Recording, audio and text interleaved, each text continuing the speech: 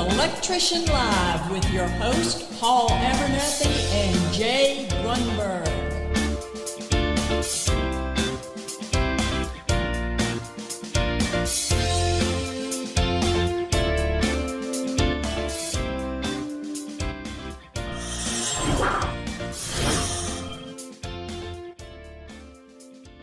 Welcome everybody to another episode of, what are we? Electrician Live. My name is Paul Abernathy, your host, as always. And with me, my co-host, Mr. Basement King himself, Mr. Jay Grundberg.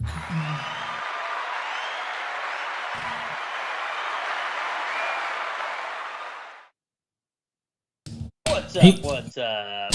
Hey, welcome. As always, another week is upon us. We made it to Thursday. We're one day away from Friday, and then the weekend is ours. How about that? That's right, man. Got any plans this weekend?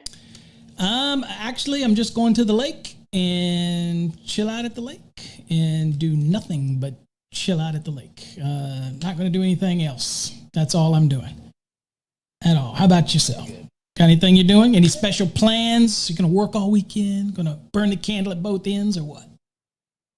You know, I do enough of that. So I think this weekend I'm actually going to enjoy my best friend, Chris Lightsey. His kiddo turns, I believe, 5 or 6. So we're going to go over to his house and enjoy the birthday. So sweet. There you go. Party.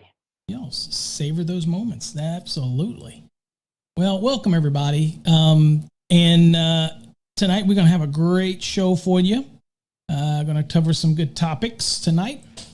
As you can probably see already in the middle of the screen, we're going to be talking about terminal limitations and all those things associated with that, and answer all those questions that are pressing about terminal limitations, conductors, and the weakest link theory. All that kind of stuff is going to be answered. Don't worry, we're going to cover it all, and we're even going to look at the code Turd of the week as well at the end of the show. So make sure you hang around for that. So Jay, who do we got? We've got some shout outs, folks that are in the room. Remember, we love your shout outs. Let us know where you're from. Let us know you're in the house. We love to hear it. So Jay, what do we got going on? Yep. O's in the house. O's in the house. There you go. Thank you. O. Thanks for coming. Diego Rodriguez is in the house. What's up, There Diego? There you go. Thank you, Diego. Robert Solis from San Antonio, kind of probably closer to your neck of the woods. Right here, right down the road, couple hours, 6 hours, maybe, something like that, 5.5, something like that. Matt, wiring guru from A to Z, or from A to Z. From A to Z? Sorry, from A to Z. Actually, I worked for a contractor called A to Z. And they did everything but A to Z. So anywho, let's forget about them. All I did was F for fail. That's all they did. It was a big F. But Matt's in the house. And also, Matt, we appreciate you going over to the SparkyHub.com and checking us out on that platform as well. So yeah, if y'all haven't done that, you make sure, again, we're trying to. And if you haven't read a lot of my posts lately, which we'll discuss some of those things because I like to keep you up to date. But because, again, I like to stomp the rumor mills. But if you haven't joined the Sparky Hub, we're trying to get away from our social media platforms. Again, we'd like you to come to the Sparky Hub and ask your questions and chime in there and create that community. We want to create a friendly, fair, easy place to post and not get ridiculed, belittled. Every question is open game. And people know I'll take any questions on any topic at any time and do my best to explain it to you, the best that I can do it. So don't be afraid to go there and post those questions. Of course, you can go to Ask Paul at paulabernathy.com as well and submit questions on that platform as well. Now, Jay, before we get started and get deep in anything else, I guess we got to run the sponsor. And so Electrician Pride is our sponsor for this episode. And so that's where you get all the good swag like this hat right here. So I'm going to run that commercial and then we'll get into tonight's topic. Today's show is sponsored by electricianpride.com, your one-stop shop for electrician-specific t-shirts, hoodies, phone cases, mugs, die-cut stickers, leggings, and so much more. Featuring unique designs for electricians, journeymen, and master electricians, as well as electrical engineers and electrical inspectors.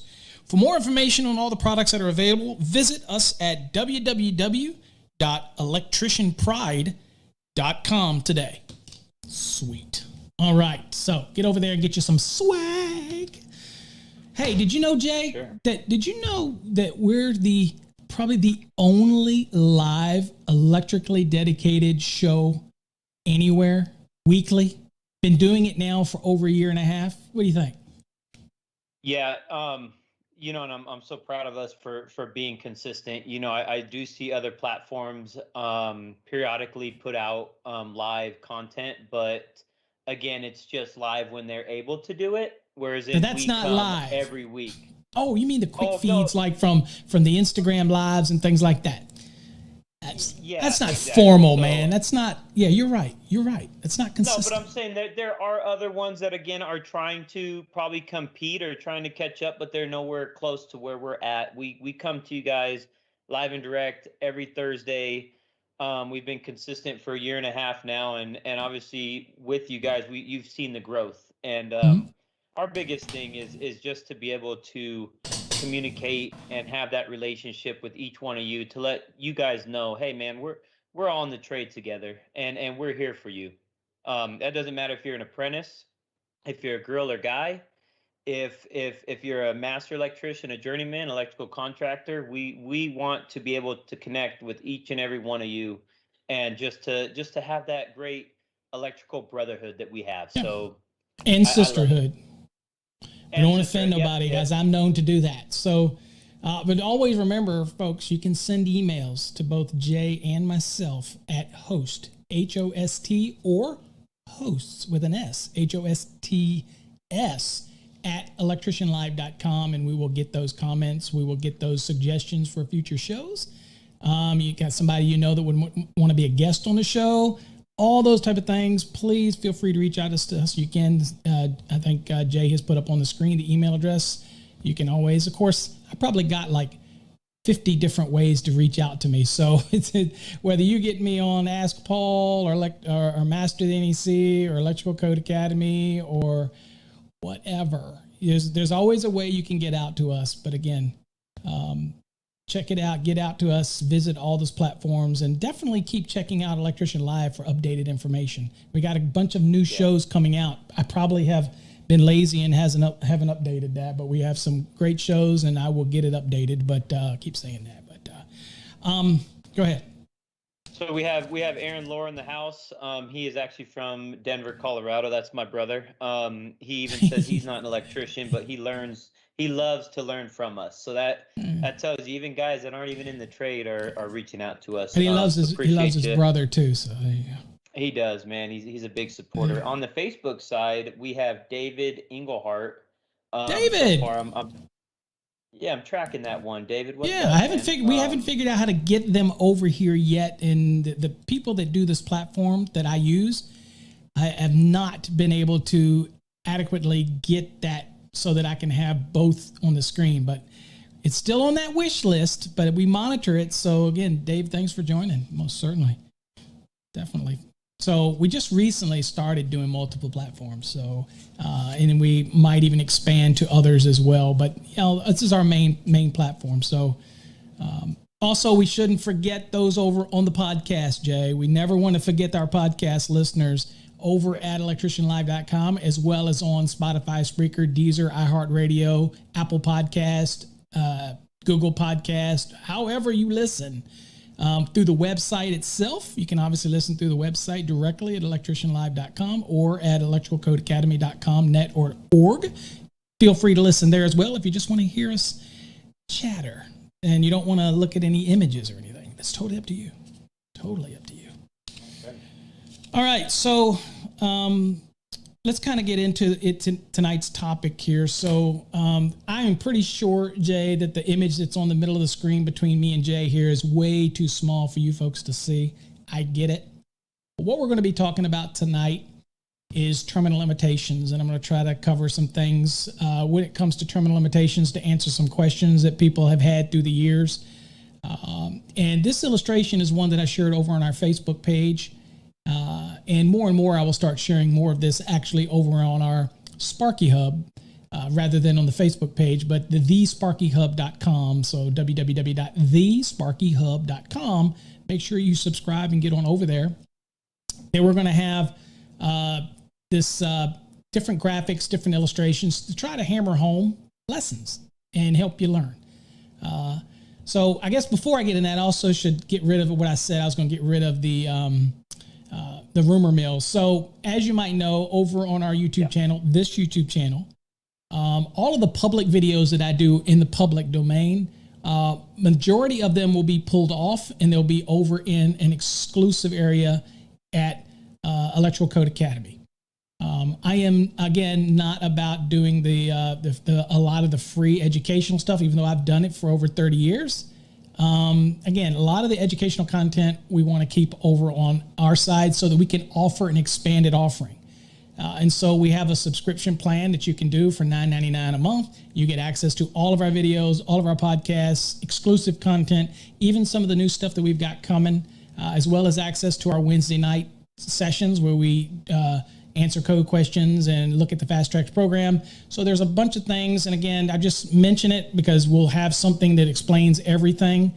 But people want to know, are we shutting down our YouTube? And no, we're not. It's just that it's going to be used mainly for marketing aspects of it. And then we're using it as a storage repository for our videos and our podcasts. But they're going to be available over on Electrical Code Academy.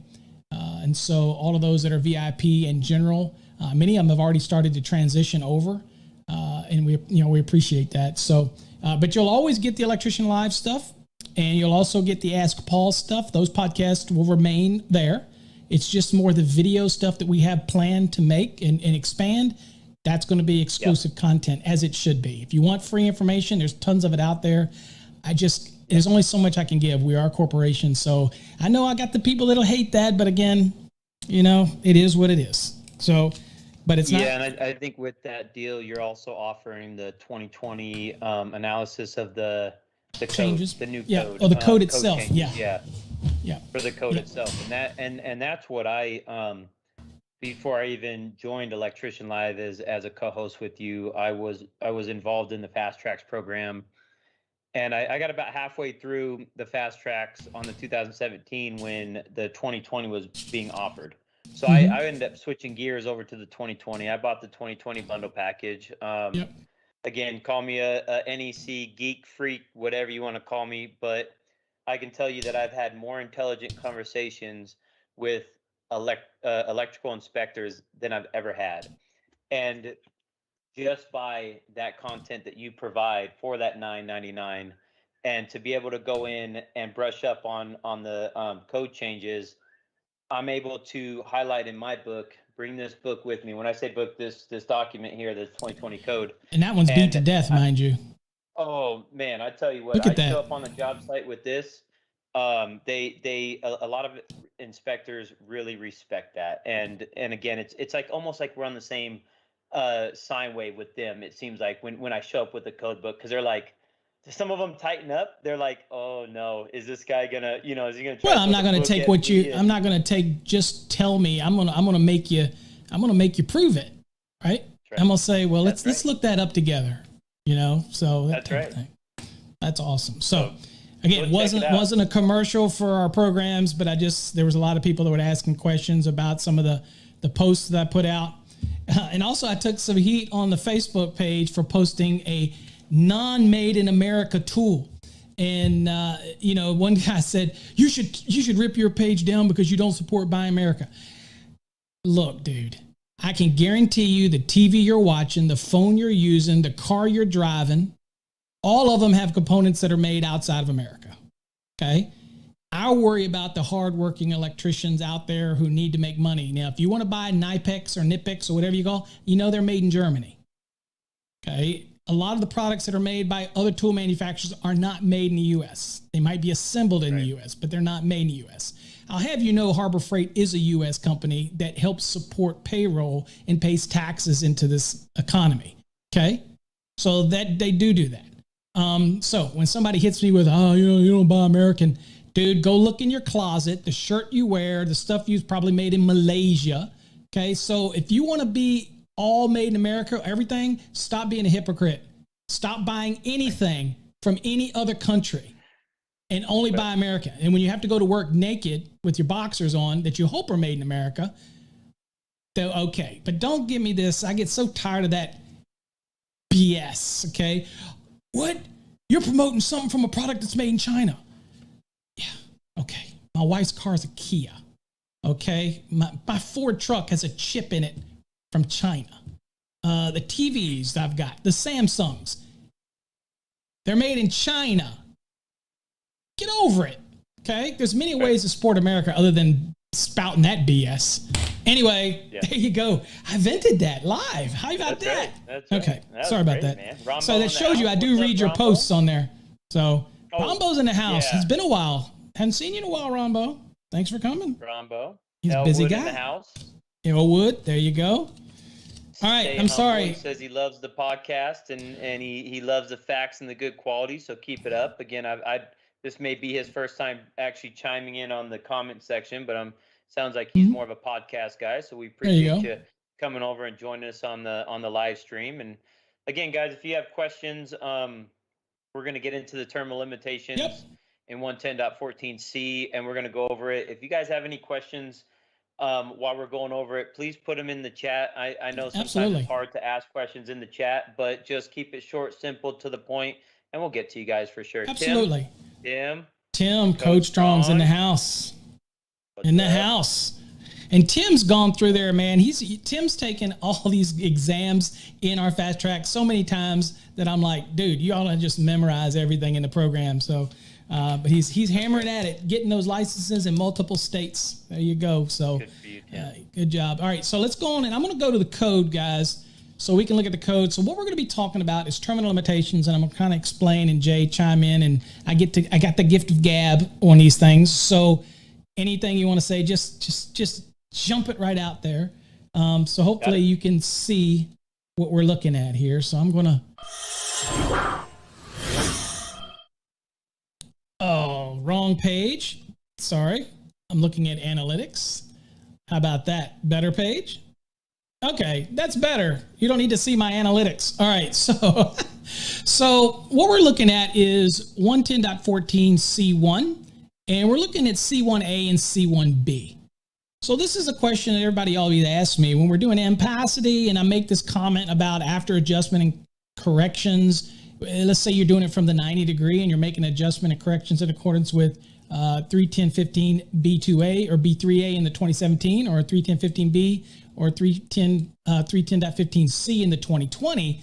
If you're making adjustment and corrections, they always, at the end of the day, as long as you don't exceed the terminal limitations. So you always have to take terminal limitations into consideration, obviously. So it's better for us to understand this. So we'll kind of look at it from the top, and I'll explain it as we go down. Again, you can see the chat on the screen. If you got a question, you'll have more than enough time to type that out. And we'll do our best to translate. And if there's anything on Facebook, I assume that Jay will monitor, or if he can check that out, because again, I don't have the luxury of that up here. So, all right, so let's look at 110.14C1, equipment provisions. The determination of terminal provisions of equipment shall be based on 110.14C1A or C1B. Now, the first thing to remember is we're going to do something we call the power of or. If you ever see and in the code, then it means this and that. When you see or, it means it has to comply with this or that, okay? So in this case, depending on your situation, you might have to comply with 110.14C1A, or you might have to comply with 110.14C1B. So it's an or in there, either or.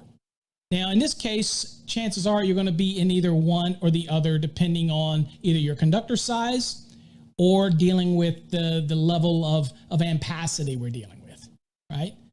So it says, also carrying on, it says, unless the equipment is listed. Now, this is important. It says that you follow it based on 110.14C1A or C1B. But here's where people lose a little bit. It says, unless the equipment is listed and marked otherwise. Conductors and ampacities used in determining equipment termination provisions shall be based on table 310.16, which used to be 310.15B16 for those that are in the 2017 code, as appropriately modified by 310.12, which if you're in the 2017, that would have said 310.15B7.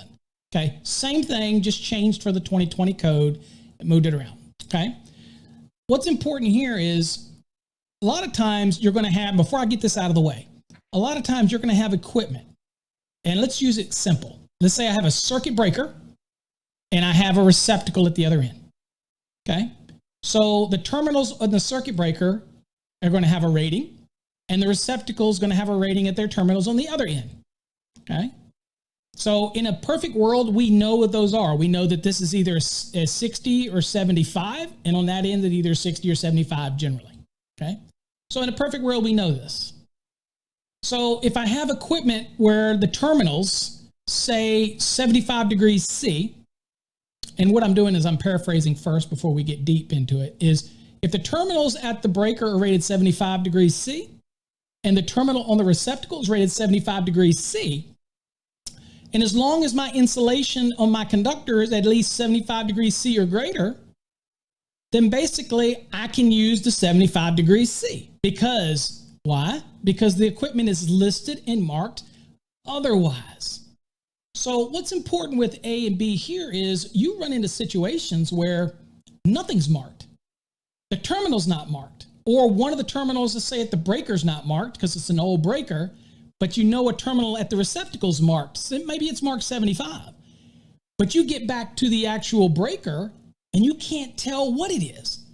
But what you can tell is that it is 100 amperes or less, and you can tell the size of the conductor is 14 through 1. So when you're using 110.14c1 in the real world, if something's not there to give you the listing and marking otherwise, as it says in the charging statement, then you have to go with the weakest link. And that is, if I looked at an installation and I couldn't tell what the terminals were on the breaker, but I could see the receptacle and it said 75 degrees C rated, okay, and I use 75 degrees C rated insulation, the fact that I cannot tell what the terminal is for the breaker creates what we call the weakest link. And because we can't tell, then the fact that that insulation is rated 75 or greater and that terminal at the receptacle is rated 75 is irrelevant. We're going to have to go with the rules as it's written right here. And since we don't know what that breaker's terminal is, but we do know the size of the conductor on it, and we do know what the ampacity is on it based on the marking on the breaker, because the rating of the amperes on the breaker sets the tone for the circuit rating. Okay. So at the end of the day, we're going to have to follow the 60-degree ampacity values in table 310.16 as it says in the charging statement. Okay. So are we so far good, Jay? So far, so good. Okay. So let's look at 110.14c1a. It says, terminal provisions of equipment for circuits rated 100 amperes or less, or marked, notice it says or, marked for 14 AWG through 1 AWG conductors shall be used only for one of the following. So you have options here, okay? And it's basically going to revolve around what I elaborated previously, okay? So if I don't know what the terminations are, I don't know what they're marked otherwise, then I'm always going to use A1, which is conductors rated 60 degrees C for ampacity purposes, okay? So in this case, if it's 100 amperes or less, remember, I don't know what the terminals are because they're not marked or they're old and I can't tell. All new stuff's going to be marked, don't worry, but old stuff, you know, for exam, again, and there's an exam world and there's a real world. In an exam world, they can make up anything and have you answer the question. In the real world, you're either looking for markings or it's not. And if it's not marked, then you go with the weakest link theory. And again, that's what's going to be the weakest link. So in this case right here, if we had a situation where it's 100 amperes or less and the terminal wasn't marked, and if the conductor fell in the 14 through 1 gauge category, okay, then if that's the case, then we would use a 60-degree rating. Make sense? Right. And that's the ampacity of that conductor. Now, keep in mind that non-metallic sheath cable, for example, in 334.80 is going to be limited to 60 anyway, because that's the requirement there. Any other thing that we're talking about here is not to do with the cable assembly. This is like if I'm running THHN, THWN-2 or XHHW-2 and pulling it in a raceway, yada, yada, those type of scenarios. Okay, so you got to follow all the other rules in the code, but we're just specifically talking about terminal limitations as we have it here. Okay. Right. So the next thing is A2. Now A2 says, okay, look, I can use a conductor with a higher temperature rating, provided the ampacity of such conductor is determined based on the 60 degrees C ampacity of the conductor size used. Now remember, this is only saying, guess what? I still don't know what the terminals are rated. But because we use modern wire today, I want to use a conductor that's rated for 75. Don't nobody use 60 degree rated wire anymore, other than what's rated in a non-metallic sheath cable. And in that case, it's still rated 90 for adjustment and corrections. We just are limited to 60. So at the end of the day, this rule is saying, hey, Jay, I know you don't know what the terminal ratings are, but if you want to run 75 degrees C rated insulation or 90 degree rated THHN, you're okay. But remember, because we don't know what these terminals are, you're still going to use the ampacity for 60. Right? Okay, so that's the second one. That's how we follow that. And I saw your flickering camera, but I didn't know what you do. I thought you were sending me Morse code or something. No, I didn't know what was going on. So, I guess would this be also, would this allowance in what is it, C A or C1 A2 with the conductor with higher temperature ratings? So let's say I'm doing a 50 amp remote distribution panel or a sub panel down in the basement, a subby, bro. And I know, well, 50 is pretty darn low. So, but okay. well, let's say normally I run do a 100. number 6 SCR cable. And let's say the supply house says, well, we don't have number 6, but we can give you number 4, which is obviously a higher ampacity. Yeah, it's larger Conductor. So it's a larger one. Is this the allowance that tells me that I can use that number 4 in this application? So no. So this is saying this is based on a temperature rating of the insulation. Okay. So if you use a 4, then you can use whatever the ampacity is at 60 degrees for the 4 if you want. So what this rule is just saying that, Jay, I'm going to let you use a conductor with a higher temperature rating. As long as you remember that you still are limited by the terminals to 60 degree, I'll let you use that THHN if you want, but you can't use the ampacity for a 90 degree rated under the column 31016. Okay. If you go up in a bigger conductor size, then you can most certainly use the ampacity of that number 4 if you want. Okay. So this has to do with the temperature rate. So this is about the insulation rating. Okay. So this allows me to use the 75 or 90 degree rated, but because I don't know what my terminals are, because I don't know what those are, then those are the weak link. I'm still limited to 60 degree. Okay. As far as ampacity. Gotcha. Yeah, you can use that 75 or 90 degree, but it's still limited to 60 ampacity under the 60 degree column. Okay. So that's what 2 is all about. Gotcha. All right. So 110.14C1A3. Now this is the one we use the most, and this kind of correlates with the charging statement. It says conductors with a higher temperature rating if the equipment is listed and identified for use with such conductors. So I can use a higher temperature rating. I can use a 75 degrees C rated insulation, even if it's 14 through 1, even if it's 100 amps or less. And if all of the terminals are marked 75 degrees C, then guess what? I can use the ampacity from 75 degrees C. So I can ignore the fact that it's 14 through 1. It could be a 12 gauge, for example, right? And it's obviously going to be less than 100 amperes. But can I use the ampacity at 75 degrees C? And the answer is yes, because all the terminals are rated at 75 and my conductor's insulation rating is 75. Okay. And it also could be 90. Now we know that we use 90 for adjustment and correction purposes, but at the end of the day, this is just giving us, this is kind of backing up what's in the charging statement. Because here, again, as long as it's listed and identified for the use with such conductors, again, used for a 75 degree rated conductor, then you're okay. All right.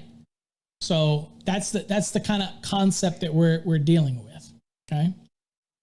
Well, so that goes back to my example before where where we have a main service, the main panel at the residence, and we put in a breaker. Let's say it's a 2-pole 50, and on that breaker it says terminal limitations 60° / 75. I can use the 75. So it's multi. It can be used for both.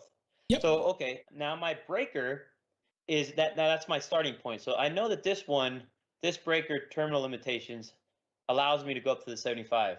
Okay, cool. Well, again, under the 310.14C1A, it says anything that's less than 100 amps. Well, we're at 50 amps, but it's okay because the terminals are rated for 75. So then I go to my next step and I go, okay, the SCR cable that I'm running, the insulation on that conductor allows me to use that at the 75. So now I have the beginning point, my A point. You got the breaker, the main breaker. You got the breaker. You got the insulation rating. Now you got to go to the end. Rating. Now I have to go to the end, and that's where I have the remote distribution panel, and I open that guy up, and the main lugs on there, they say that they're rated for 60 or 75. So then this you're perfectly is an example good. Where we can use a 75 and actually install a smaller conductor in some areas because we're able to use that 75. Yeah, because the conductor will have will have a higher ampacity rating on it than it would if it was under 60.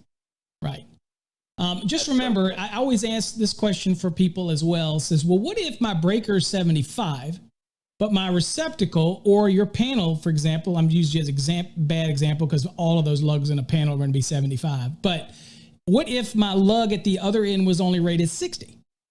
Just because my wire is 75 and my breaker's rated 75, if the receptacle, or in your case, the panel, if that was only rated 60, then 60 is the weakest link, and I'm stuck at the 60-degree column for ampacity. You with me? That is totally the weakest link. Okay?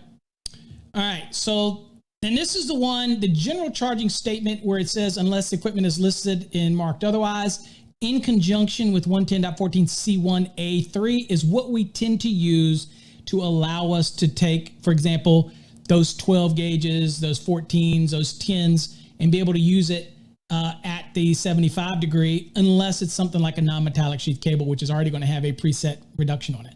Now, you mentioned SE cable. Just remember, under Article 338, there is also a limitation in there.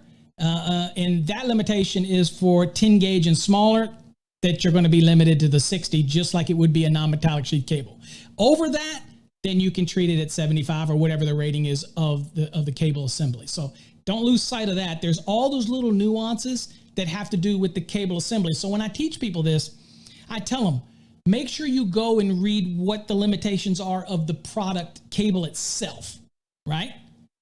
Once you establish its limitations, then and only then you get to see whether or not 110.14C1 is the driver, or if you're dealing with individual conductors in a raceway and things like that, then you can jump right to your terminal limitations of 110.14C and follow it accordingly. But always look for that weak link, right?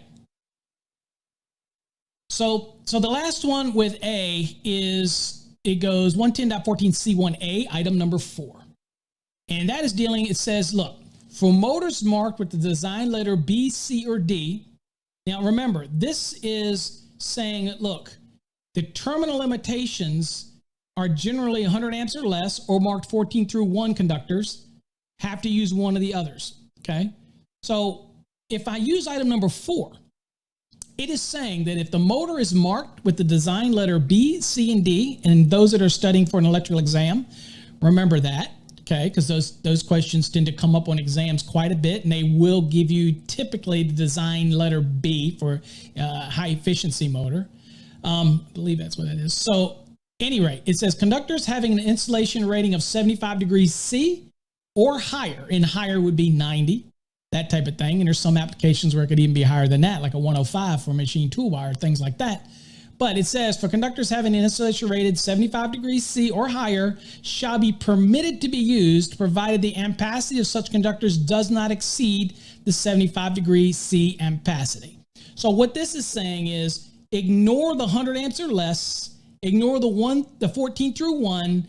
If I'm dealing with the design B, C, or D motor with an insulation rating on the conductors of 75 degrees C or higher, I am permitted to use the 75 degrees C ampacity value as long as I don't exceed that, right? So other than that, other than these designs, you follow the general rule here based on 14 through 1 or 100 amps or less. Okay, so this is just giving you an allowance for these type of motors, for this type of design, to be able to do that. Okay. Now, I will tell people to be careful, because even when you might have this situation where the motor is marked design letter B, C, or D, but typically their terminals are going to be rated 75 degrees C, don't lose sight that there's another end of that conductor that gets terminated onto something that might still be a weak link. I don't care what this rule says. If my breaker is only rated for 60 degrees, then I got a problem. Okay. It's just the termination to this motor, these motors that are allowed to be at 75. So don't forget, this doesn't give you that carte blanche to do anything you want. You know, this is very specific. Okay. So that's how 110.14C1A works. Okay. So when somebody says to me, I don't know what the breaker is, or I don't know what the rating of the terminal is, then you simply follow this rule. And if it is 14 through 1, 60 degree ampacity. If it's 100 amps or less, and you don't know the conductor size, but you know the ampacity, still, if it's 100 amps or less, then you're going to be 60 degree. That's it. If it's marked and listed at a rating higher than 60, like 75, then you're okay to use a conductor with a 75 degrees C rating or higher, and you can use the ampacity under the 75. Okay? All right, makes sense? Makes sense. All right, so now let's go on to 110.14C1B.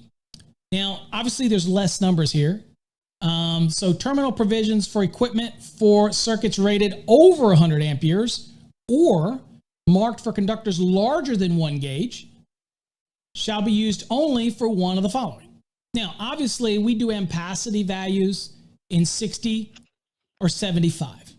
So people ask me, how come 90 is not listed here? Because 310.15 tells me that I can use the 90 degree ampacity for adjustment and correction purposes, as long as at the end of the day, after those adjustment and corrections, that my actual load does not exceed the terminal limitations, which are either 60 or 75, and that's going to correspond with the ampacity value that's in 310.16. So as long as after adjustment and correction, I still got a conductor that can handle the load, and that load doesn't exceed the values that are in the 310.16 ampacity table, then I'm good to go. Now, when can you use a 90? And when can you use that ampacity? For real. Not just for adjustment and corrections, but for real. If you have, usually the reason that we're limited on breakers is because of the breaker manufacturers, the limitation for the terminal, okay, heat and things that they do as part of their testing. But you can go from bus to bus where they are rated for 90 and get away with the ampacity value for 90. If you're going like a bus to bus, something like that, where the terminals on each end are actually rated for 90. Just remember that when you're going from that bus back down to something that has a limitation on it, like a breaker, that you have to make sure that at least from that point up to that terminal that's rated 90, that it is designed to handle the ampacity.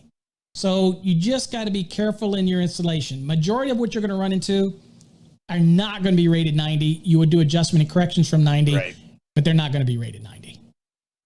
And the second one, so you're going to use for all cases when you're dealing with, again, larger than 1 gauge and over 100 amperes, then you're going to use 75 degrees C and the ampacity.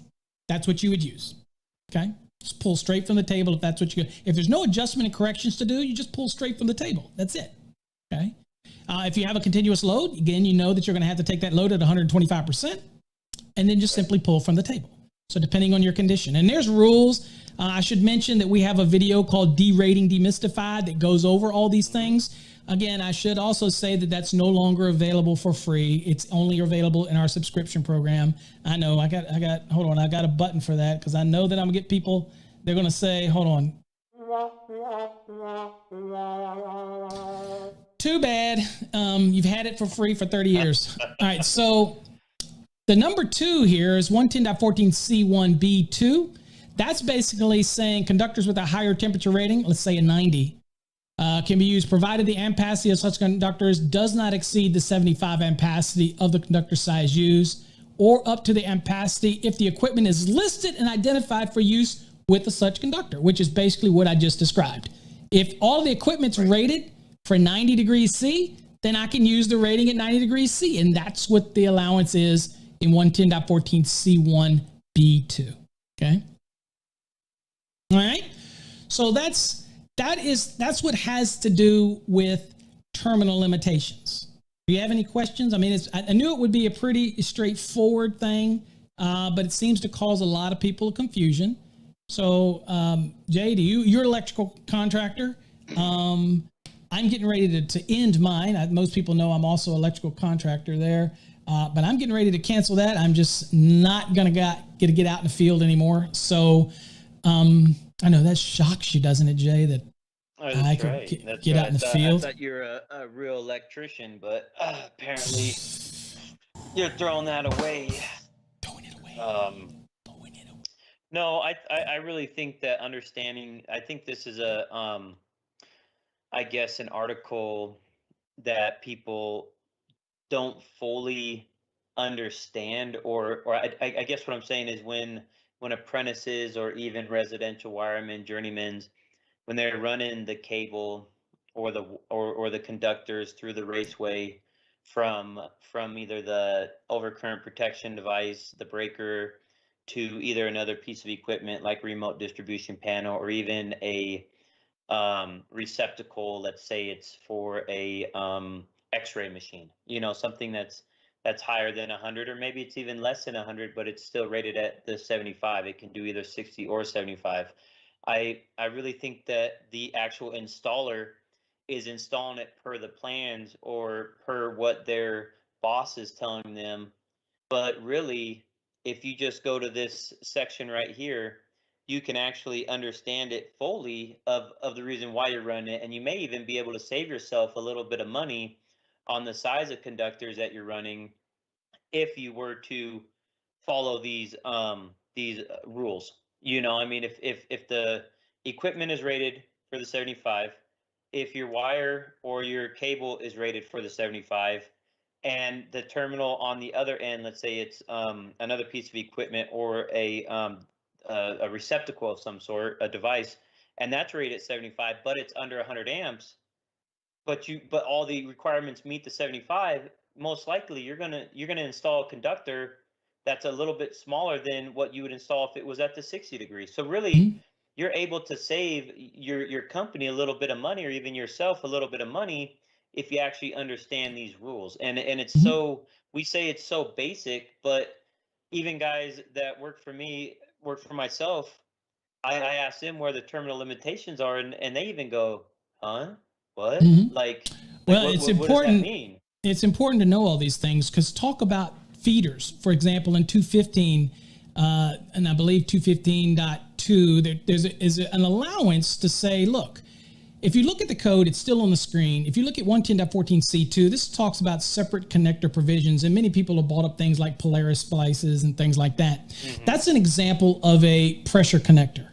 So there are allowances, for example, where because the breaker's limited, if I have a wireway above a panel and I'm feeding another panel downstream and that has a wireway above that panel, the allowance, and understanding the allowances in the code, that's why we study the code, because you can save money. Yes. Okay. And money means more money in your pocket, and also means compliance. But there's an allowance in there, for example, to go from that panel up to the wireway, and in the wireway install a splice. And if that splice is listed for the 90 degree, let's say, then I can go from that splice down to the next splice that would be in the wireway downstream.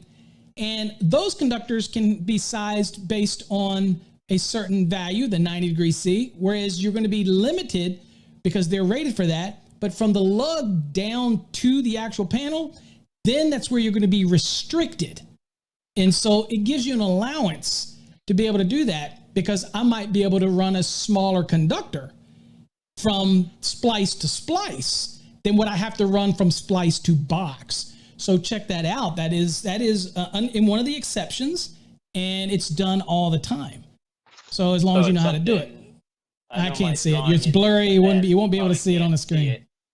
But what I got out of that is from that initial panel to that first splice point above the panel. Let's say that's 10 feet. Let's just say it's above the grid ceiling. It's above the drop ceiling into a box it's mounted on. And while you're talking, I will actually go to show people what I'm talking about. And then from that splice point to all the way across the building, it could be 200, 300, 400 feet away. Obviously, you're going to have to implement voltage drop and everything like that would be effective in this. But, that 200-foot run, you're going down a size, a cable size, one or two smaller, and that could be $50 to $1 a foot.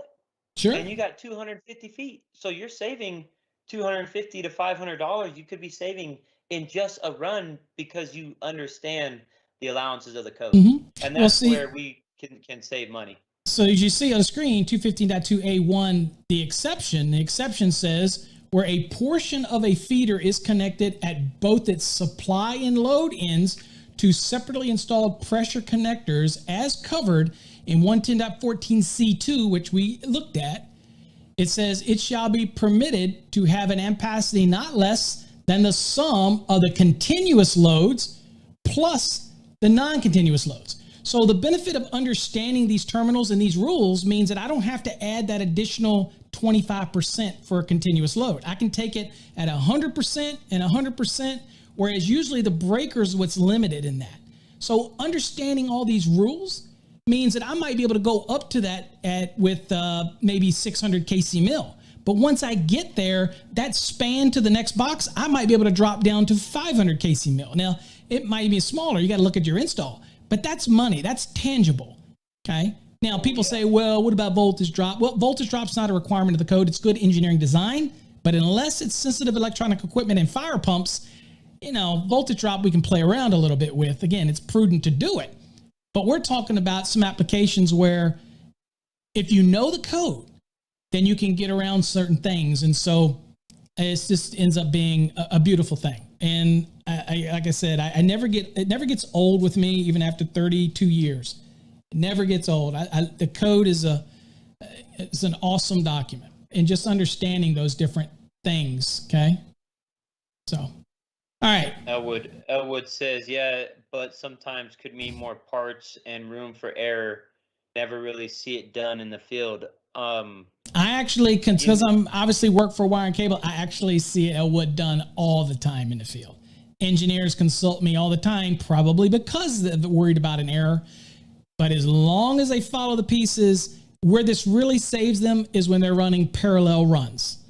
And parallel runs, if I can save quite a jump in size in circular mill between, from point A to point B, and do that over multiple conductors, then they can save money. And sometimes they're looking to try to save whatever they can save. And I'll help them if they want help. Sure. So that type of thing. Oh, and it's not just the wire that you're saving on too. It could be even the size of the raceway. It could exactly. It could bump you down from a trade size 3 to a trade size 2.5 or something like that. I mean, you just never know. So it's good to be able to do this. You might just say, screw that. I'm going to make it all the same size. And that's fine.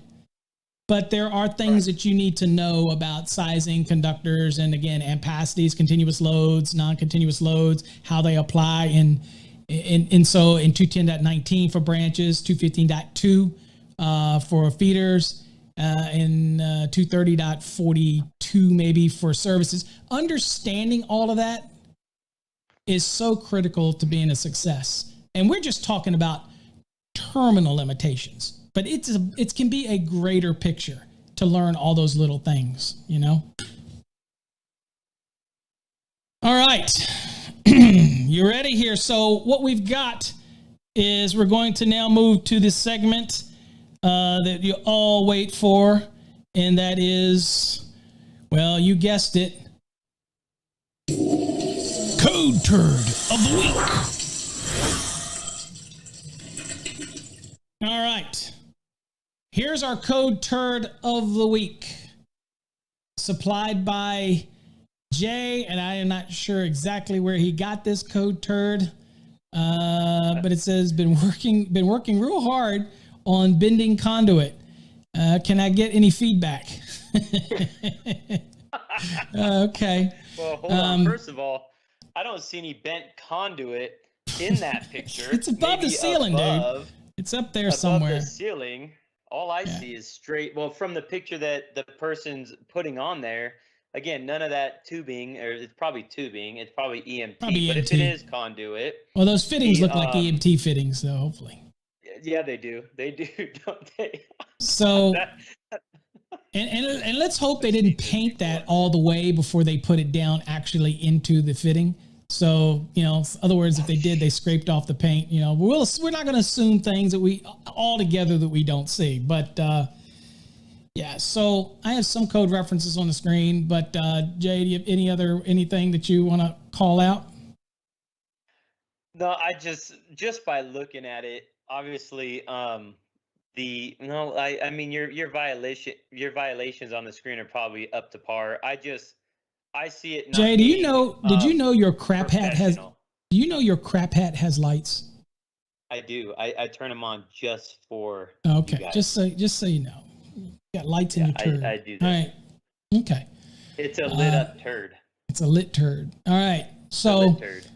Okay. So at the end of the day, maybe the guy will come back and fix this. But the look of it, the age of it, probably not. Okay, it's not going to mess with this. So, what are some of the things we see, Jay? Well, I don't know if you can see the screen, but in those, I know it's hard for you out there to probably see this. So that's why, and it's hard for us, and it's still here. Okay. First of all, there's absolutely no pride in your work. You know how I hate people that call me all the time and say, "I'm a real electrician. I bend conduit. I bend tubing all the time," and I'm like, that does not make you a, quote, real electrician. You know what? Right. Running something neat when it's easy but still can be neat can make you a savvy. Like MC cable is easy, quick.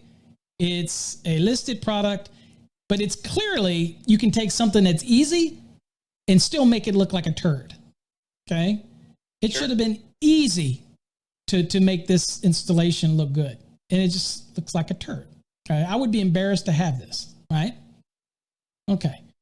All right, yeah, so... but I can tell you, I've been on jobs, on projects that I go into, and it looks just like this. I mean, older buildings that probably, maybe it was a tenant improvement that didn't get inspected.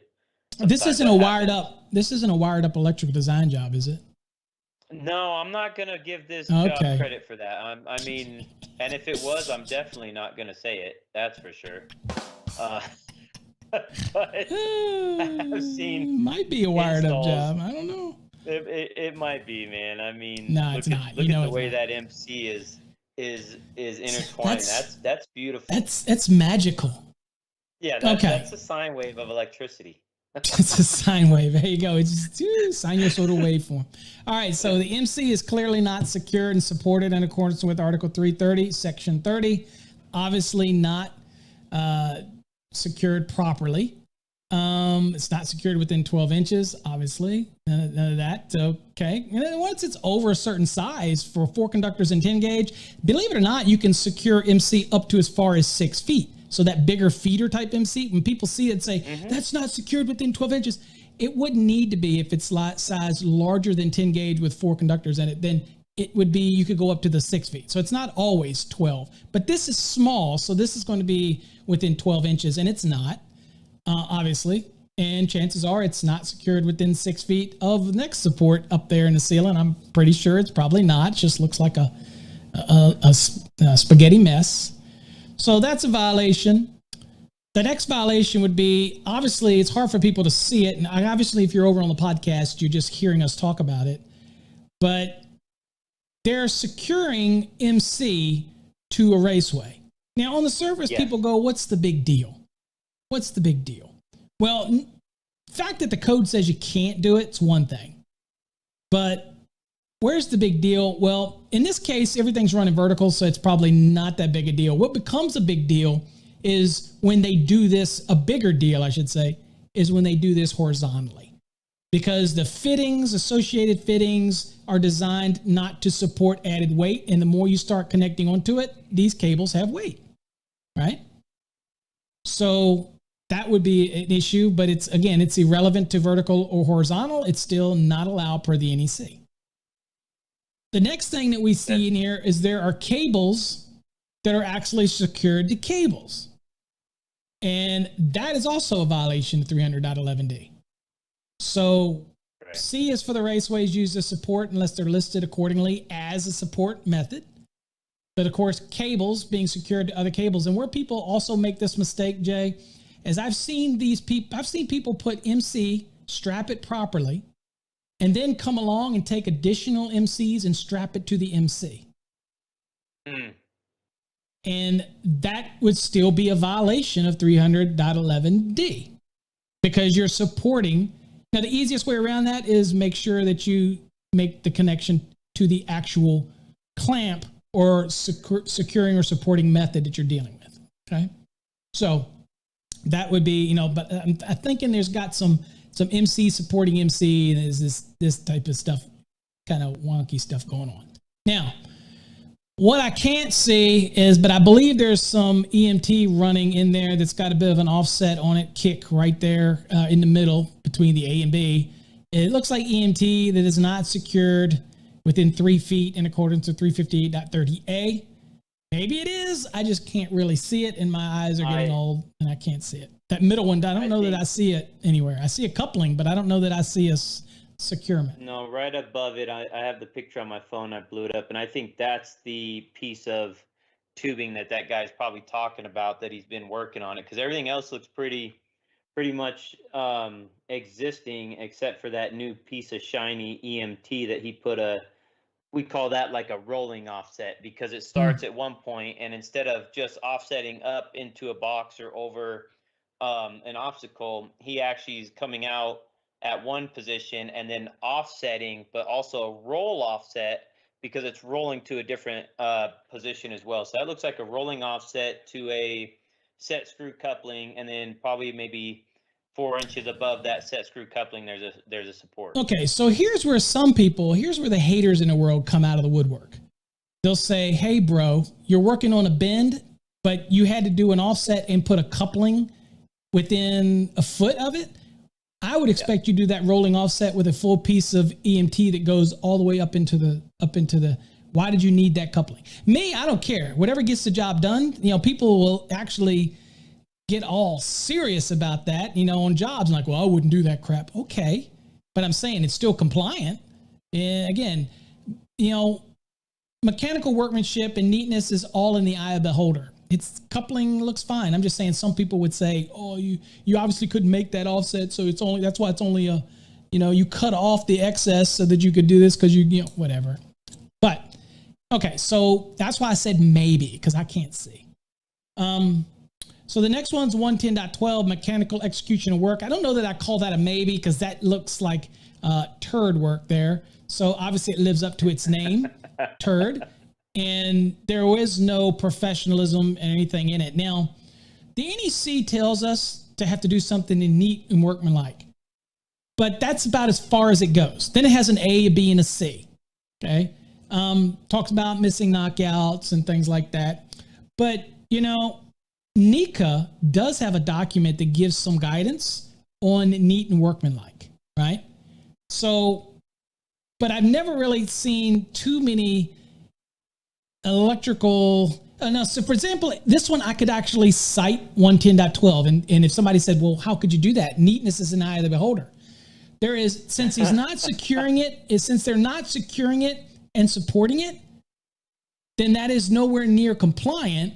So this is obviously also not in neat and workmanlike as well, because you're not securing it and supporting, and you're just bringing them all together. It looks like a rat nest. So I could cite 110.12 and get away with it.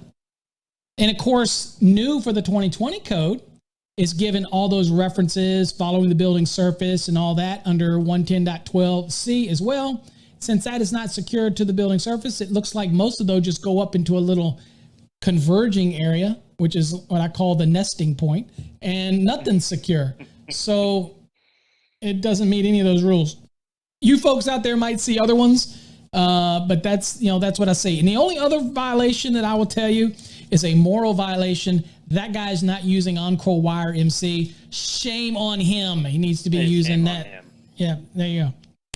All right. And from just again, this is outside of code. But when I was running tubing and even MC cable, we would, if you look at the supports that they do have from left to right on the conduit or tubing, whatever that is, it looks like on the far left it's a 1-hole strap. Next to it is a mini, and then you jump to the other side and you have a 1-hole strap on the smaller. Maybe that's a 1-inch, and then there's a 1/2 inch that has a 1-hole strap, and then on the, I don't know if that's a 2-inch or whatnot, the bigger tubing, it has another 1-hole.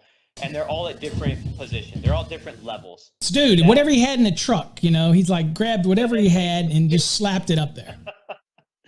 That was not, as far as the coupling goes in such a short span, that's okay. I've seen guys that will try to spend 2 hours to make 1 or 2 bends on that perfect bend stick. That perfect bend, and to be honest with you, they get so frustrated, they're just like, I'm going to put it up anyways. Or they cut it, and they coupling it, and they move on. Well, guess what? You could have saved that 1.5 hours of time by just taking that darn coupling and putting it in there. Have you ever watched looked at those pictures over on the Instagrams and all that have all this conduit that's just beautiful?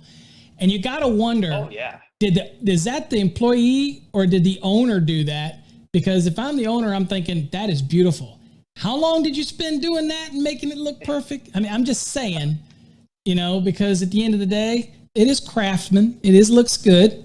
But there's always that debate versus a raceway versus a cable assembly.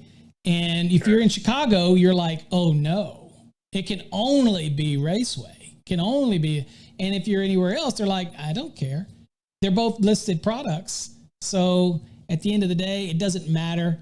There's no need to install the garbage like this. Okay? You can install it right and be able to do this right. There's plenty of space between that center and to the left that they could have put, they could have mounted a Kindorf or something on it. They could have done something in order to make this look much neater.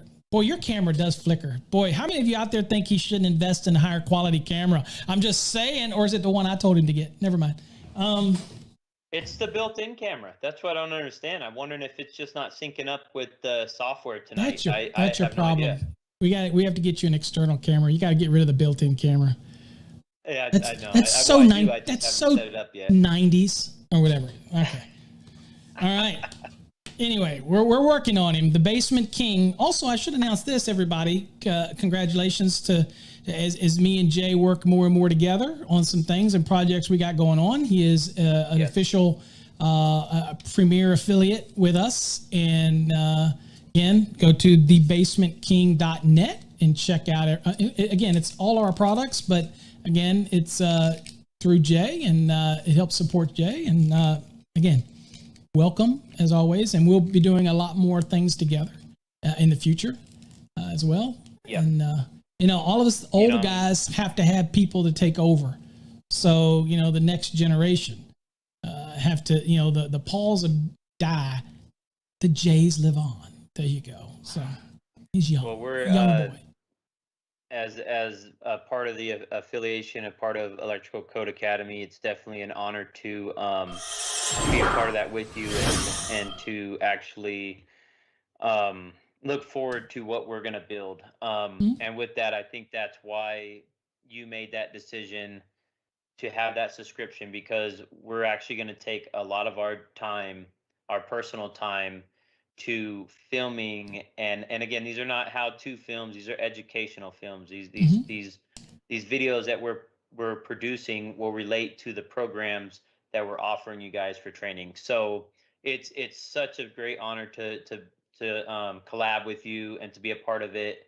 And I just can't tell you, I don't even know what the future is going to hold. And I just know it's great, and it's going to be very, very rewarding when multiple people like yourself, you've had people that come up to you and they congratulate you for your leadership, your training, because they pass an exam.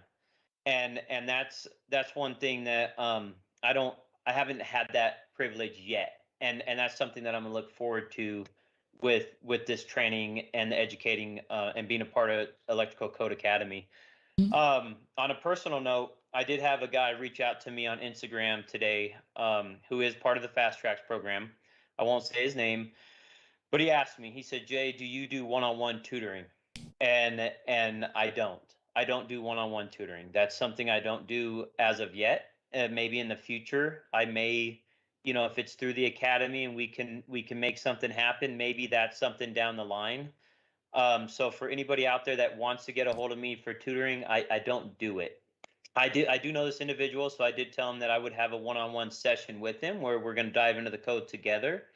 But again, I don't know how much he's going to benefit from it, or if it's even going to help him at all. I'm pretty sure we can come up with something, but that's really not my my strong point as of right now. Now remember, folks, if you're in the Fast Tracks program, everything, and I've been doing this for over 30 years, everything that you need to know to pass an exam from the NEC portion is in that program. Now, if you're reading it and you're not comprehending the material, that's the reason why we don't have nothing but we don't just do videos on it. I am a big believer, and you've heard me say this. You have to read it to be able to comprehend it so that you understand it. Okay? Remember, you have to read it to comprehend it, to understand it.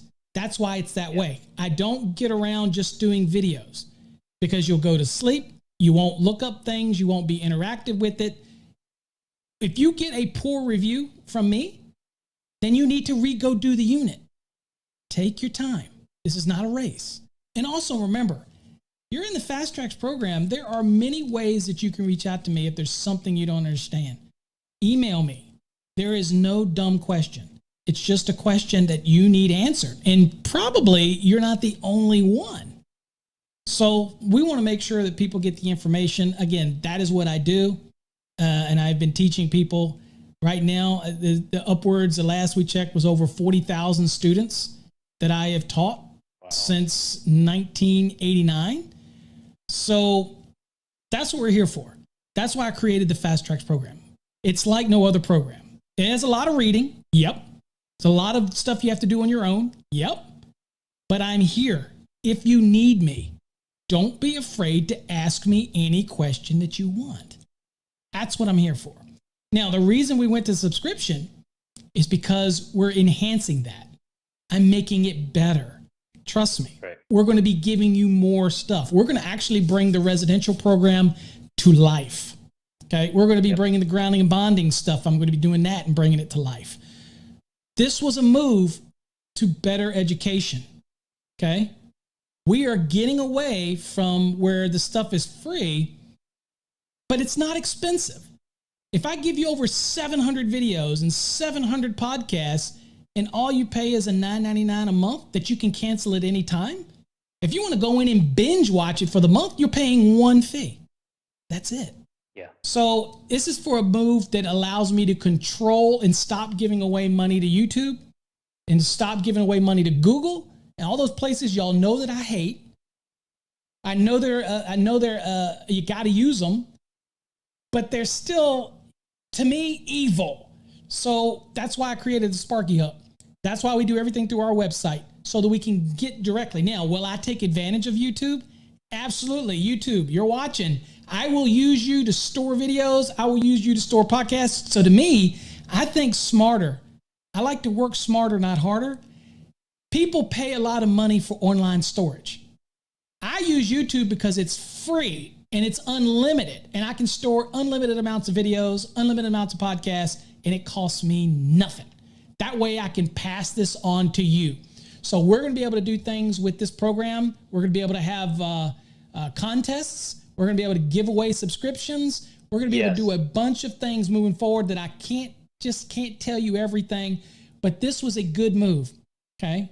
So, that type of thing. Yeah. On Facebook, it says chess because you usually have to pick a game that you're playing. So I always like to pick chess or battle chess or, maybe next time I'll pick Pac-Man or something. But anyway, that's over on our YouTube stream. So Jay, is anything else that you want to give tonight? We'll have more information on what's going on and pay attention to our YouTube channel and everything. Hopefully you subscribe. At least you'll get notifications.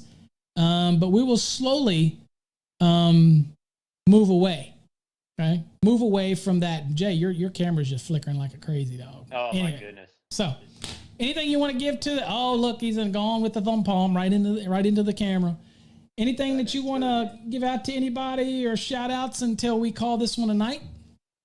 No, I just appreciate everybody coming on tonight and hanging out with us. Hopefully you learned something on the terminal limitations.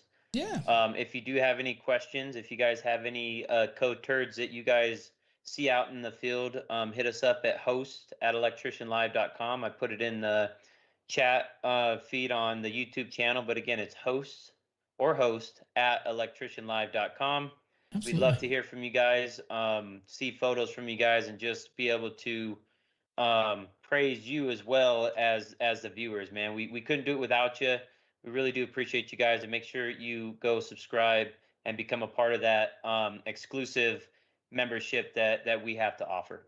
Yep. All right, guys. Well, as always, stay safe, work hard, God bless, and we will see you next week on Electrician Live.